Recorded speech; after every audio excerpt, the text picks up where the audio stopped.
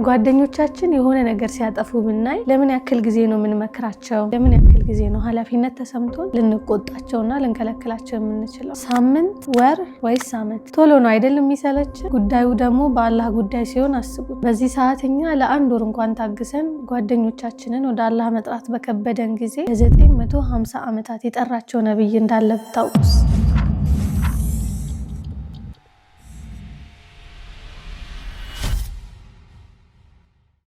السلام عليكم ورحمة الله وبركاته እንዴት ናችሁ? እኔ ሀያ ሱሌማን ነኝ። ዛሬም በአላህ ፍቃድ በሌላ ታሪክ ተከስቻለሁ። የዛሬው ታሪካችን ኡሉል አዝም ከሚባሉት ነብያት መካከል ስለሆነው ስለ ነብዩላህ ኑህ አለይሂ ሰላም ነው። ኡሉል አዝም የሚባሉት ነብያት ከሌሎች ነብያት ለየት ባለ መልኩ የተፈተኑ ህዝቦቻቸውም አስቸጋሪ የነበሩባቸው ነብያት ናቸው። እነዚህም ነብያት 5 ናቸው። እነሱም ነብዩላህ ሙሳ፣ ነብዩላህ ኢሳ፣ ነብዩላህ ኢብራሂም፣ ነብዩላህ ኑህ እንዲሁም ነብያችን ሰለላሁ ዐለይሂ ወሰለም ናቸው። ከነዛ መካከልም የነብዩላህ ሙሳ ዐለይሂ ሰላም እና የነብዩላህ ኢብራሂም ዐለይሂ ሰላምን ታሪክ ሰርቻለሁ። ቻናላችን ውስጥ ገብታችሁ ቼክ ማድረግ ትችላላችሁ። ለዛሬው ደግሞ ከኡሉል አዝም አንቢያ ሶስተኛው የሆነውን የነብዩላህ ኑህ ዐለይሂ ሰላምን ታሪክ እንቀጥላለን። የነብዩላህ ኑህ ዐለይሂ ሰላም ስራ የነበረውም እረኝነት ነው። ከእረኝነትም ወደ እንጨት ባለሙያነት ተለውጦ ነበር። እንዴት የሚለውን በታሪኩ መጨረሻ ላይ እናያለን። አብራችሁን ቆዩ። ነብዩላህ ኑህ አለይሂ ሰላም 4 ልጆች ነበሩ። እነዚህ ልጆች ላይ ፎከስ ማድረጋችሁን እንዳትረሱ፣ ምክንያቱም ታሪኩ ላይ ትልቅ ኢምፖርታንስ አላቸው። እነሱም ሳም፣ ሃም፣ ያፊት እና ከነዓን ናቸው። ነብዩላህ አደም አለይሂ ሰላም ከሞተ 1000 ዓመታት ከተቆጠሩ በኋላ ነበር ለመጀመሪያ ጊዜ በሰው ልጆች ህይወት ላይ ኩፍር የመጣ። አጀማመሩም ሃርምለስ ወይም ወደ ኩፍር ያመራል ተብሎ በማይታሰብ መንገድ ነበር። ነገር ግን በሸይጣን የተቀናጀ ዘመን ተሻጋሪ ሴራ ነበር። ይሄ ሁሉ ከመሆኑ በፊት ግን 5 የሚወደዱና ሳሊህ የነበሩ ሰዎች ነበሩ። እነዚህ 5 የአላህ ባሪያዎች ሲሞቱ ህዝቦቻቸው እጅጉን አዝነው ነበር። ይህንን ሀዘንም ተገን በማድረግ ሸይጣን አንድ ሀሳብ ያቀርብላቸዋል። ሀሳቡም የነበረው እነዚህ 5 ደጋግ የአላህ ባሪያዎች ስለሞቱ እንዳይረሱ በስማቸው አንዳንድ ቅርጽ እንዲቀመጥላቸው ነበር። ማለትም ሐውልት። መጀመሪያ ላይ ምንም አይነት ችግር አልነበረም። ሰው እያየ ያስታውሳቸው ነበር። ነገር ግን ከዘመን ዘመን የሚለዋወጡ ህዝቦች ይሰግዱላቸው ጀመር። የነሱ የልጅ ልጆችም ኢባዳ እየመሰላቸው ማምለክ ይጀምራሉ። እዚህ ጋር እንግዲህ ተመልከቱ ሸይጣን ምን ያክል የረጅም ጊዜ ፕላኑን እንደሚያሳካ። አጂብ። በነብዩላህ ኑህ አለይሂ ሰላም ዘመንም ኦልሞስት ሁሉም ሰው በዚህ ተግባር ተዘፍቆ ነበር። በነብዩላህ ኑህ አለይሂ ሰላም ጊዜም ኩፍር ሃይስት ሌቭል ላይ ደርሶ ነበር። ኦልሞስት ሁሉም ህዝቦች በሚባል ደረጃ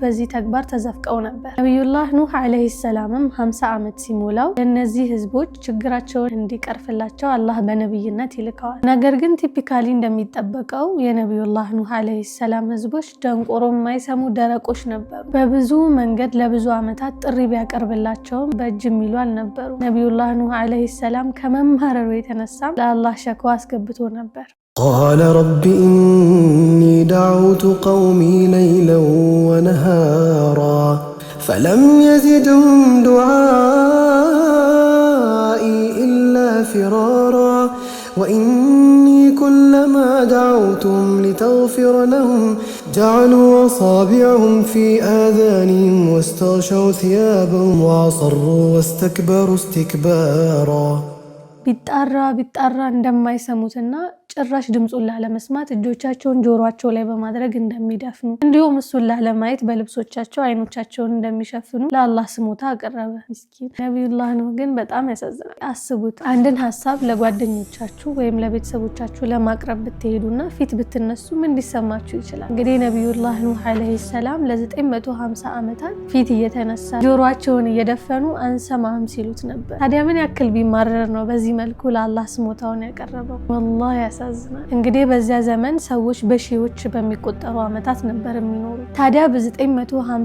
ዓመታት ጥሪ ውስጥ በጣም ብዙ ሰው ማመን ይገባዋል አይደል? ስንት ሰው ያመነ ይመስላችኋል? እስኪ ቪዲዮን አቆሙና ኮሜንት ላይ ገምቱ። ከባድ ሽልማትም ይሸለም። ቆይ ሽልማቱ ግን ዱዓ ነው። በዚህ እንስማማ። በ950 ዓመት ጥሪ ያመኑለት ሰዎች 10 ብቻ ነበሩ። 10 ሰው። ያ ጀማዓ አስቡት እስኪ 950 ዓመታትን ተጣርቶ 10 ሰው ብቻ ሲያምንለት፣ ከ10ሩ ካመኑለት ሰዎች ደግሞ 3ቱ ልጆቹ ነበሩ። ስንት ቀረ?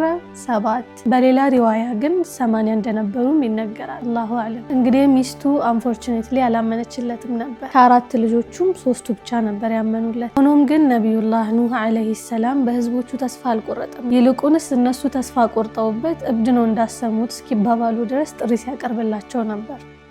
قالوا يا نوح قد جادلتنا فأكثرت جدالنا فأتنا بما تعدنا إن كنت من الصادقين ህዝቦቹም ከመሰላቸታቸው የተነሳ ካላመናችሁ የአላህ ቁጣ ይወርድባችኋል እያልካል ነበር፣ አውርድብን አሉት። አውዙ ቢላህ። ምን አይነት ጥመት ነው የአላህን ቁጣ አውርድብን ማለት? አትሊስት ከዚህ በፊት እኮ ያመኑ ህዝቦች ነበሩ። ሱብሃንአላህ። ታዲያ ህዝቦቹ ብቻ ሳይሆኑ በወቅቱ የነበረውም ንጉስ በጣም ሰልችቶት ነበር። ከዛም አልፎ ህዝቦቹን ነቢዩላህ ኑህ አለይሂ ሰላም ሲናገር አትስሙት፣ ኢግኖር አድርጉት ብሎ አዟቸው ነበር። በዚህ ጊዜም አላህ ለነቢዩላህ ኑህ አለይሂ ሰላም ወህይን ያወርድለታል። ቆይ ግን የንጉሱ ድፍረት፣ የአላህን ነቢይ አትስሙት፣ ኢግኖር አድርጉት፣ እንደገና ደግሞ የህዝቦቹ ጥመት፣ የአላህን በላ በራሳቸው እጅ ወደ ራሳቸው መጣራታቸው፣ ከእንዲህ አይነት ጥመት አላህ ይጠብቀን። በዚህ ጊዜም አላህ ሱብሓነሁ ወተዓላ ለነቢዩላህ ኑህ አለይሂ ሰላም አንድን ወህይ ያወርድለታል። በቃ ከዚህ በኋላ ዳዕዋ ማድረግህን አቁም፣ ያመኑት አምነዋል፣ ሌሎቹም አያምኑም ይለዋል። ምክንያቱም ገይብን የሚያውቀው አንድ አላህ ብቻ ስለሆነ። አዲስ ፖይንት ነቢዩላህ ኑህ አለይሂ ሰላም ምንም የቀረው አማራጭ አልነበረም። ያሉትን፣ የፈለጉትን፣ የተመኙትን የአላህን በላ ዱዓ ከማድረግ ውጭ። ከዛም አልፎ ትውልድ የሚያበላሹ ሰዎች ስለነበሩ ቅጣት ግድ ነው። ዱዓውንም አላህ ተቀበለው። አንዲት መርከብን እንዲሰራም አላህ واصنع الفلك بأعيننا ووحينا ولا تخاطبني في الذين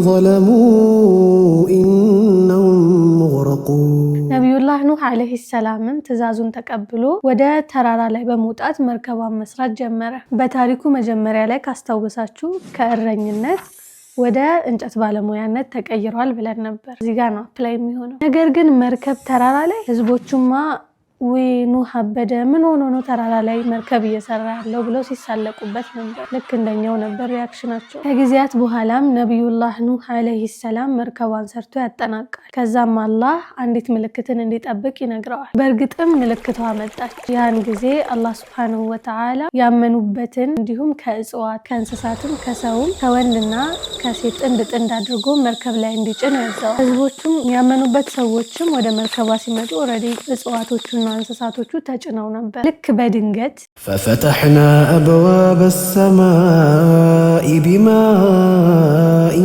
منهمر وفجرنا الأرض عيونا فالتقى الماء على أمر قد قدر ልክ በድንገት የሰማያት በሮች ተከፈቱ። ውሃም በከባዱ ይወርድ ጀመር። ሰማያት ብቻ ሳይሆኑ ምድርም ተከፍታ ከላይም ከታችም ምድር ይደበላለቅ ጀመር። ህዝቦቹም በውሃው ይዋጡ ጀመር። ነቢዩላህ ኑህ አለይሂ ሰላም ልጅንም ጨምሮ ማለት ነው። እንዲሁም ባለቤቱ ነቢዩላህ ኑህ አለይሂ ሰላም ልጁን ባየ ጊዜ አባትነት ወዱ አልቻለምና ልጁን አሁንም ጊዜ እንዳለው ወደ መርከቡ ወጥቶ መትረፍ እንደሚችል ይጣራው ጀመር። ነገር ግን ልጁ አሁንም ወደ ሌላ ተራራ ተጠግቼ ይተርፋለው በማለት የአባቱን ጥሪ አልመለሰም ነበር። እንኳን ሌላ ተራራ ሊተርፍ ይቅርና ምድር ላይ አንድም ነገር እንዳይተርፍ አላህ አዞ ነበር። ምድርም ድብልቅልቋ ወጣ።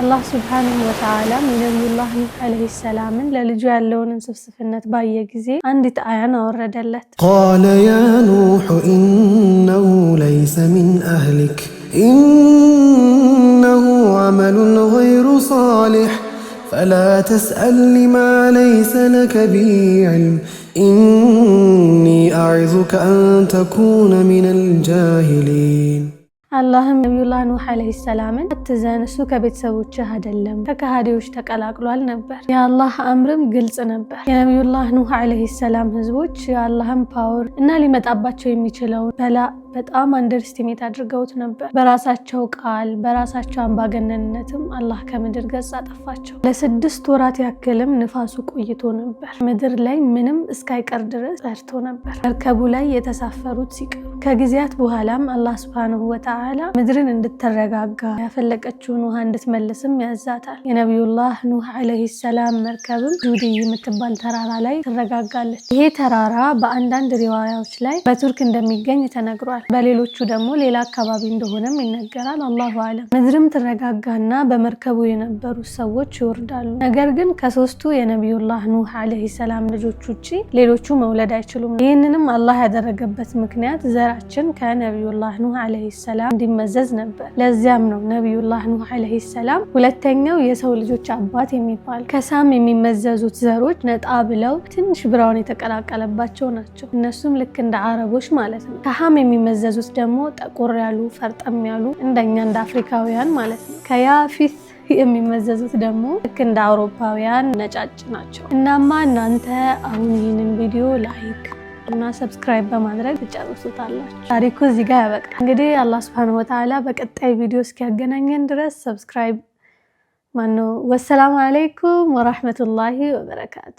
قال رب إني دعوت قومي ليلا ونهارا فلم يزدهم دعائي إلا فرارا وإني